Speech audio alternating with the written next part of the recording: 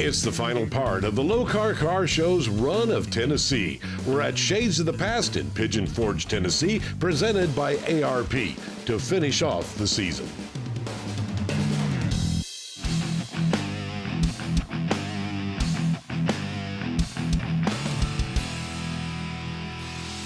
This Mustang is a chapter of a long-time love affair. 1969, I bought a brand new one. That's when it started. I owned 4 altogether. Okay. This is the 4th one. I'm still trying to find the perfect one, and this is it. The body was in Kissimmee, Florida, and the rest of the parts we just bought them from different suppliers. It was just the body and primer. And the guy sold us the rotisserie with the body. We took the whole thing and loaded it. How did this project get started? Knowing Clint from meeting him at some of the car shows, I knew he had good cars. And he told me the story, what he wanted to do in the cars he'd had. And naturally having several street rods of my own and building for other people over the years, I told him, it wouldn't be a problem. So I went with him down to Kissimmee to pick the car up, and we came back and got a battle plan together and started building.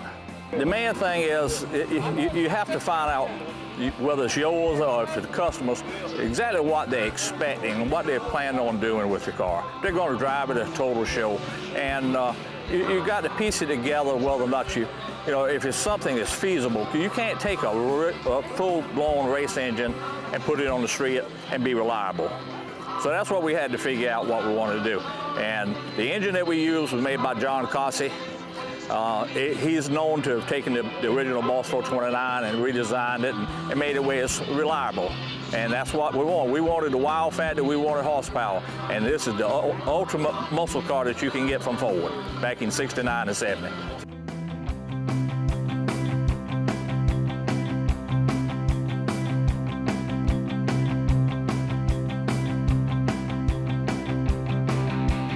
A life-threatening operation brought this coupe to its current owner. I grew up working at a local racetrack in Manchester, Kentucky that my family owned, and there was a guy running a blue 41 Willis every weekend with us. And as a young person, I fell in love with a 41 Willis going down that racetrack. I said, if I ever get the money, I'm going to buy me a 41 Willis. And 5 years ago, I had open heart surgery and ran into a little girl that knew about this car. I met her at the checkup for a doctor's appointment. Her dad had the open heart surgery, and she told me about this car and showed me a picture of it, and I went the next week and bought it. It was built in Jackson County, and next county below where I live in Clay County, and the car was built from scratch in Jackson County. The frame's welded together. It's a total ground-up build. And we've had a ball with the car. Who did that paint job? The boy that built the car done the paint job. And he's just an old country boy, but it took him a long time to get it the way he wanted it, but he finally got it. And it's DuPont paint, DuPont clear coat. It just took him a long time to get the flames the way he wanted them, but he finally got them.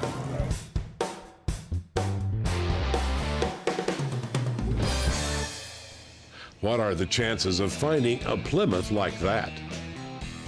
Odds of finding a 1951 Plymouth here, probably 0 to none. Most people don't ever chop up Plymouths. Typical your Mercuries, your Chevy, stuff like that. So what I get asked the most is, what is it? And I tell them it's a Plymouth, and most people are pretty surprised.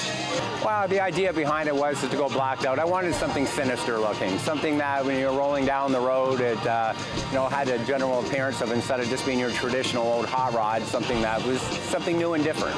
I started with the 1951 Plymouth Cranbrook. We chopped the top on it. It's got a 6-inch chop. The front grille, instead of your typical 3 teeth, we have 9 teeth. Molded in the skirts, molded in our skirts on it. Shaved everything off of it, put everything on remote doors, remote trunk. Molded in the visor on it. and basically just went for that low chop look, the traditional chop look. So 9 months it took me to find 6 teeth. Everybody had them, but they were all stuck to a car, and unfortunately it was buy the whole car or get no teeth. So it took about 9 months every night, 3 or 4 hours on the internet, tracking down somebody who might have extra teeth. We were able to get the grill finished. But that was probably the hardest part of the car, other than Pat Kogelman, my best friend in the world, spending 9 months sanding it to get a laser straight. Coming up, national pride from a different nation. This Lokar Car Show is being brought to you by ARP, the world leader in fastener technology, and by Steel Rubber Products, quality crafted rubber parts and weather stripping. And by Flowmaster, the exhaust technology company. And by Lokar Performance Products, quality, plain and simple.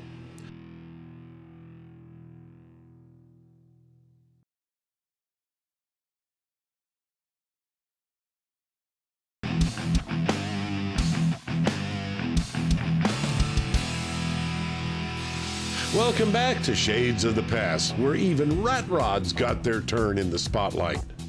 We found this down under treasure next to a hopping rat rod. Well, I was originally born in Australia, and even though my father was American, but I come over here about 12 years ago. But as I say, my father's first car was a 1938 Ford, and so this is like the same car, the same type of car that I drove around the first 10 years of my life, so it's a nostalgic thing, you know. When I went to get the paint job done, I wanted to have the American flag and the Australian flag, but they couldn't work it in, you know, so because I'm sort of half American, half Australian. There had to be an artist actually did all the flag and everything on it, yeah. Now, I've added the kangaroos since, because everybody thought it was British. So what's inside? 2008 Mustang sort of stuff all through it, so it's got a 4.6 litre V8 in it, and it's 32 valve. So it's all modern, so it's all computerised, and you know, the transmission's all computerised. It's like a modern 38.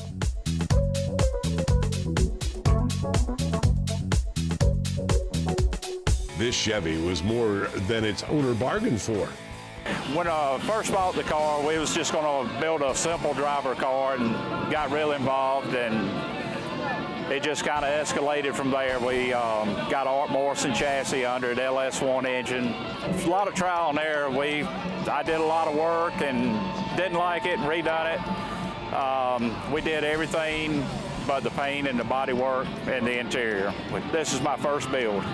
We went with the billet specialty, black center wheels, just to be a little different. Did a lot of custom work under the hood. It's LS1 engine. We fabricated a lot of metal. I got an engine cover on there to kind of cover the engine up. Well, I thought it was a pretty good car till we stripped it, and you know, we ended up using the roof of the car. Everything else is new.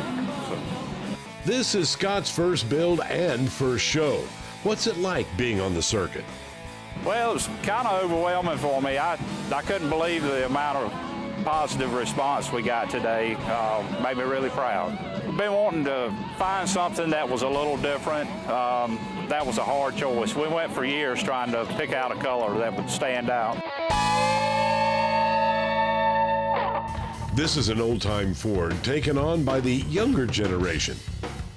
My dad and grandpa have always been in these old cars. I got a little Model A, and I've had a couple, you know, just playing around with, and really just growing up around, you know. Dad's had a car forever. I've been coming to these car shows since I was little bitty, you know.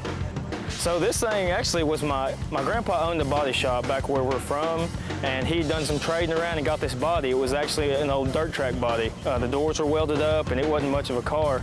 And when he died, my dad got it and made a yard ornament out of it, and got to looking around all these swap meets, right? And you see all these bodies that bring in all this money. I've got something to start with. It's free, steel car. So back in 2008, I just started working on it. You know, cut 3 inches out of the top, had to cut the doors back open. These early Chevrolets were wood braced, so I had to reinforce the whole thing with steel tubing. I'm actually an engineer, and back when I was in school, I drew this frame out in AutoCAD and went and got some metal and started cutting and welding. And it just went from there. I started this thing in 2008, and when I would come home from school and get some money and time, I just worked on it when I could, and got it done this past May. I tried to fabricate and make as much as I could on this car, and just go around swap meets and find deals, you know, and shoot, there's hundreds of hours in this car. This Studebaker was a labor of lost love.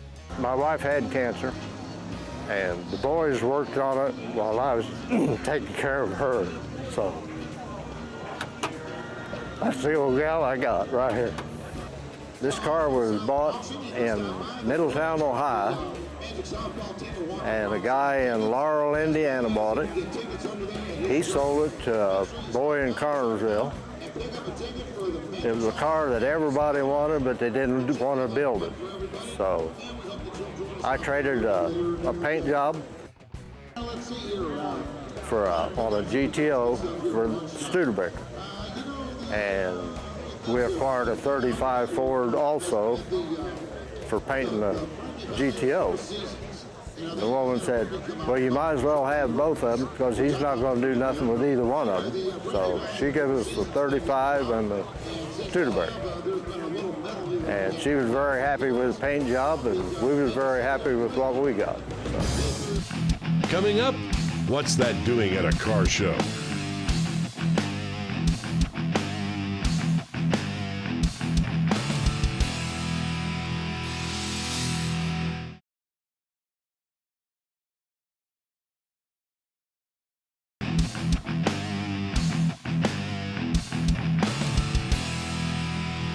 We're back at Pigeon Forge for Shades of the Past, where it's cars as far as the eye can see. That's an odd sight to see. How big is it? About 22 feet long, almost 9,000 pounds. Yeah, I tore it all. We went to Walden, Colorado and picked it up. My dad got it and brought it back, tore it down, put it on a P30 GM chassis. The original chassis was scrapped on it, but it's 2.5 years of work. You can't find parts. You make everything. Motor mounts, a lot of the seals for it, window seals, door seals, floor pans, stuff like that. I just updated to a P30 GM chassis with 4-wheel disc brakes. Went with 5.9 Cummins and the 5-speed transmission. What does the family think of that big rig? I love it. Every time he takes it out, I want to go. We try to get it off as often as we can, but we took it to Ohio and Carlisle. It was really fun. He's picked me up a few times at school, and we go we just roam around our hometown. Everybody stops and stares, and it's really loud, so the people at the front desk at school just stare. When I get old enough, I want to drive it, but I have to learn how to drive a stick first, so it's going to be complicated. This Ford belongs in a chapter of Appalachian history. It's a 1932 Ford, two-door sedan, been chopped, channeled, and sectioned. I love the 32 Fords. I found it in the garage. The guy had started it, let it sit for 15 years. I had a friend of mine completely restore it. I rescued the car. I've been in the garage 15 years. It's been chopped 5 inches on the windshield. It's been sectioned 4 inches, and it's been channeled 3 inches. Been a foot taken out of it. Original one comes to here, this one comes to right here. That's a strange stance. What made him choose that? This is the way they did them in the late 50s and early 60s. So I wanted that look. Looks like it's going 40 miles an hour sitting in the parking lot. It's got what they call a ZZ4 crate engine from Chevrolet. Comes with 355 horse out of the box.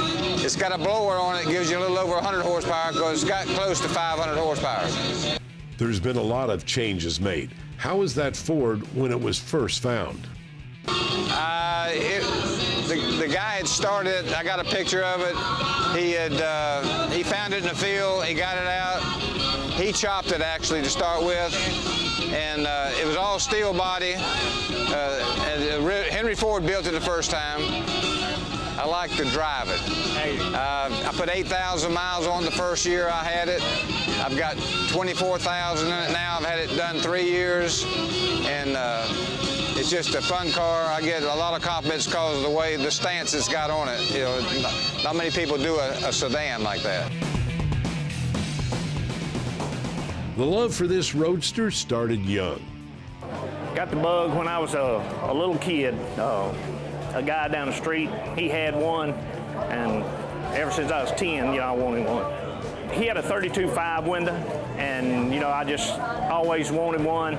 We had a 32.5 window built. We've had it for 3 or 4 years, 5 years. So we decided to go to California, and we wanted a Roadster, and so we had Johnson's Hot Rod Shop build us a Roadster. You got to have an idea when you start, and you kind of tell them your ideas, and then they'll give you ideas, and everybody incorporates, all of their ideas, and come up with, what you want. On the front, it's ET wheels. They're Drag Masters, and then on the front, it's traditional I-beam, suspension, and then, going through. On the back, which this is a fenderless car, and on the back it's got ET wheels also with a 9-inch Ford rear end. It's a blast to drive. It's fun to drive, especially when you take the top off. You get the top off of it, it's really fun to drive. Coming up, would you believe that's not a Ford?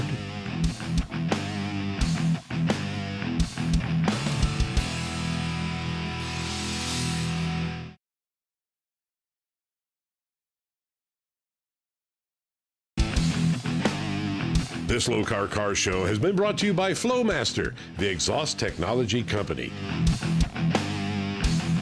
And by Brothers Truck, your #1 source for 1947 to 87 Chevy and GMC truck restoration. And by Original Parts Group, the world's largest source for GMA body parts and accessories. And by Lokar Performance Products, quality plain and simple. Welcome back to Shades of the Past from Pigeon Forge, Tennessee, where the gearheads start young. It's a 1932 Chevrolet Vicky. It is the offset for the 32 Ford Vicky. Chevrolet come out with a Vicky in 1931. They built it in 31 and 32 only. It's all steel car. I found it on the internet on eBay. It was in Pixquo, Ohio. And I bought it off of the guy, and we brought it home and started tearing it apart. I don't have it with me, but in fact, I have the window sticker to this car when it was new. An option for that year was a fold-down sun visor. Most people walks up to this car, they won't know whose kid it is. And so we just went ahead and took a picture of it to lay out here so that they know it is a steel car and not a kit car. Nothing wrong with the kits, but it's not a kit car, it's a real car. It's got over 200 modifications on it. It's got a breather right here that was built for it. It runs in and it actually does the induction to the motor. It pulls it in from the side vents. It's got a bead rolled down the center of the top of it. The theme goes down the hood, across the top, and it's also across the top of the breather. And then the same feature is followed inside on the roof, underneath it under there. It's lime gold. It's a house of colors. It's got a silver base under it. I run it about 80 mile an hour with the air on, and the radio turned up, Beach Boys or something, and let her rip. Next, another Chevy counterpart. It's Chevrolet in 1949 started building what they called a tin woody. And it was had the wood grain look, but it's actually metal. And I'm not exactly sure what they did. I think they had some kind of a vinyl or something that was on them from the factory, but this is all airbrushed. Well, we started with just an old station wagon, old tin woody. It was originally a tin woody. It had a lot of wood grain inside, a lot of wood inside. We took all that out. The car had been hid in the rear at one time, and the tailgate was in really bad shape, and we couldn't really tell that till we assembled everything because it come to us basically in parts. We worked on the car roughly 3 years off and on. The owner would occasionally would have to stop us for a little short period of time, and then we'd get back on it. We had painted a truck this color, and the owner really liked that color, and that's the color he wanted. And then basically matched the wood up to go with the color of the car. And that's basically how that come about. Getting everything to fit right. That's always a challenge.